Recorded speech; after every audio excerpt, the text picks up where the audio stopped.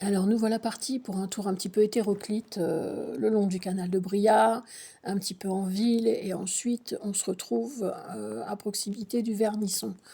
Ce n'est pas exactement le circuit des ponts, que vous trouverez à l'Office du tourisme de Montargis et dont je vais vous mettre le plan à la fin de cette vidéo. Par contre, à l'Office du tourisme de Montargis, qui était au tout début de mon trajet, il y a énormément de documentation. Donc il est donc à proximité du pont du Québec, cet office du tourisme. C'est un pont récent qui franchit d'une seule portée les 36,50 m du canal. Alors ce pont, vous l'avez vu au tout début de la vidéo. Ensuite, nous avons vu le bateau-resto de la Petite Venise. C'est un restaurant, mais qui est fermé, qui est quai du Pâtis. Et donc après, j'ai continué. J'ai jeté un petit coup d'œil, j'ai fait un petit détour au parc des expositions que vous avez vu juste avant. Et là, je viens de passer le pont Saint-Nicolas. Alors les ponts, au fur et à mesure de la balade, je vais être dessous, dessus, je vais pas tous les passer non plus, hein, je vais pas tous vous les énumérer. Ce pont Saint-Nicolas, par contre, il offre une perspective sur la courbe du canal qui suit l'ancienne ligne des remparts du XIIIe siècle et dont le bord est planté de platanes datant de la Révolution. Et ça se voit, ces platanes, parce qu'ils sont vraiment énormes, ils ont les troncs énormes et il y en a beaucoup d'ailleurs qui ont des trous au milieu du tronc, c'est assez impressionnant. Et du coup, là, nous allons arriver au bain-douche qui a été inauguré, enfin les bains-douches qui ont été inaugurés le 15 août 1921. Là, c'est ça que je suis en train de filmer. Qu'ils étaient ouverts du jeudi au dimanche pour une clientèle ouvrière et par les étudiants chinois, qui devaient probablement quasiment tous venir de l'usine Hutchinson, qui est aussi un monument qui se trouve à Chalette-sur-Loing. Cette usine a employé à la grande époque jusqu'à 5000 ouvriers. De l'autre côté, en fait, du canal de Briare, et alors là devant, il y a deux panneaux qui expliquent, qui parlent des bains-douches et qui parlent aussi de la maison chancelière. Mais c'est pas clair, sur le coup, j'ai pas compris, donc je l'ai pas filmé. La maison chancelière, en fait, elle est flanquée de deux tours, elle est construite avant la Révolution de 1789 et vendue à Simon de Sormeau. Et elle est de l'autre côté de la rive, donc je l'ai pas filmé. Elle est flanquée de deux tours, donc elle est facile à repérer quand on sait qu'elle est de l'autre côté. Elle est actuellement privée et René Dumont, qui a été candidat au présidentiel de 1974, y est habité. Alors là, nous venons de voir l'hôtel communautaire qui a été construit en 1904 de style Renaissance. Juste en face de lui, en fait, il y a le musée Giraudet. Et nous sommes sur le pont de la Rainette, en fait, et l'écluse de la Rainette. L'écluse, elle est totalement automatisée. C'est un endroit très prisé des artistes. Voilà, et au loin, on voit la passerelle Victor Hugo. Et là, sur le côté, il y a des affluents avec aussi des ponts où je ne suis pas allée. Voilà, là, c'est l'écluse de la Rainette qui est automatisée. En face, le jardin du musée Giraudet. Voilà, on voit le musée, l'arrière du musée, là, sur le fond. J'ai fait une vidéo sur le musée Giraudet, donc je vous invite à aller la regarder. Et au loin, regardez, on voit l'écluse de la Marolles et la passerelle Victor Hugo. La passerelle Victor Hugo, je vais m'en approcher.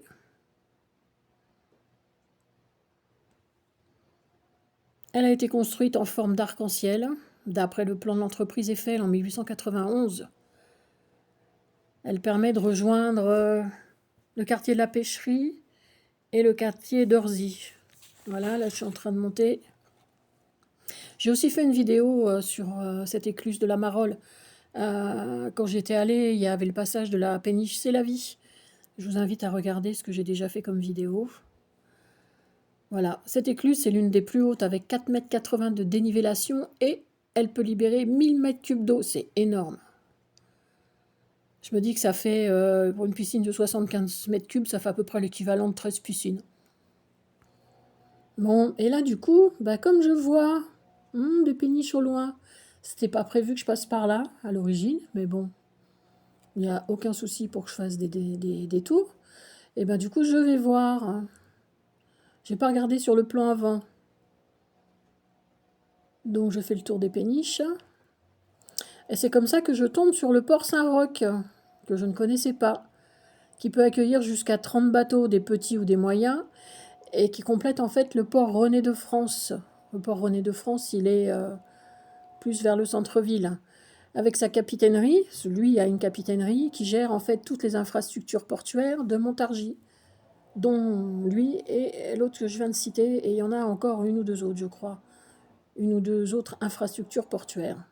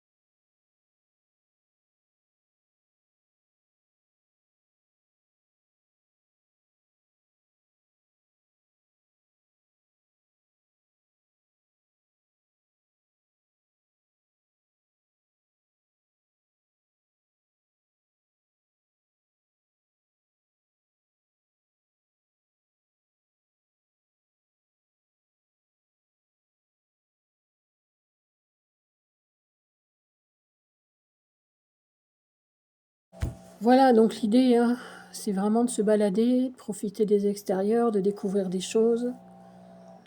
Donc là, on arrive sur le port Saint-Roch et effectivement, on retrouve le ZIA. Le ZIA que j'ai filmé récemment, je crois que c'était pendant la visite d'ouest en est de Montargis, donc la visite du château jusqu'au musée Giraudet, en passant par la ville, donc à pied. En fait, effectivement, au niveau de l'écluse de la Marolles, on a vu passer le ZIA qui permet de faire des excursions sur le canal de Briare. Et j'ai vu aussi que là, en fait, il y avait moyen de louer apparemment des petits bateaux sans permis pour aller faire aussi des excursions sur le canal. Pour revenir un petit peu en arrière, le long du canal de Briare, mais de l'autre côté où j'étais, il y a en fait l'Eurovélo 3, la Scandibérique. Et il y a moyen, à l'agence Amélis, place Mirabeau, donc en centre-ville de Montargis, de louer des vélos à assistance électrique pour aller en balade en vélo. Voilà, là, donc là, du coup, je suis arrivée, donc j'ai coupé, j'arrive en centre-ville, où il y a un certain nombre de passerelles. J'ai raté le pont du Moulin à Temps, enfin, je suis passée juste à côté, mais je ne l'ai pas filmé. Bon, ça sera pour une autre fois, parce que ce pont est attenant à l'ancien Moulin à Temps, comme on peut le deviner. Et il y a une série de passerelles, et c'est très joli. Là, je crois que là, il y a un bar lounge.